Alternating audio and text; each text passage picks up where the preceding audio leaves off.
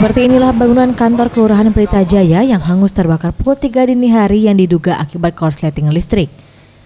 Akibat kebakaran ini hampir seluruh bagian ruangan kantor lurah hangus, termasuk sejumlah peralatan perangkat kerja seperti 2 unit komputer, peralatan elektronik serta beberapa arsip-arsip penting yang turut ludes terbakar. Namun meskipun bangunan nyaris ludes terbakar, beruntung dalam peristiwa ini tidak menimbulkan korban jiwa karena kondisi kantor lurah tersebut dalam keadaan kosong.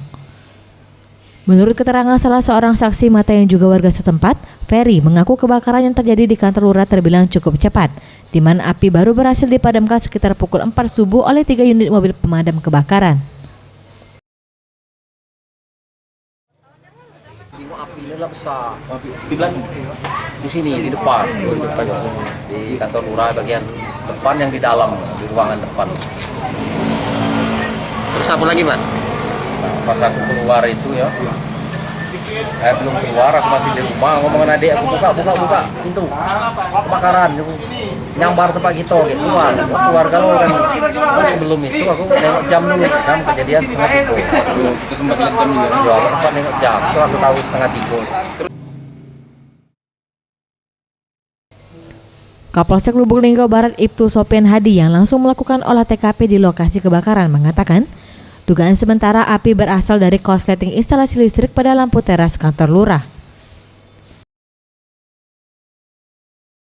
Sementara dugaan korsleting arus listrik itu penyebab dari arus pendek. Untuk sementara korban jiwa tidak ada. Untuk kerugian material perkantoran di Kelurahan Pelita Jaya. Aktivitas ini, Mas? Aktivitas masih dilaksanakan karena ada kantor RT di sebelah dari kantor lurah, jadi masyarakat tetap melaksanakan aktivitas pelayanan masyarakat khususnya di Kelurahan Pelita Jaya.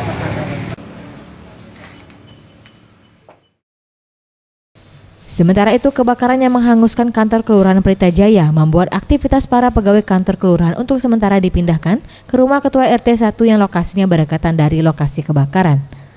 Tim Liputan Sriwijaya TV.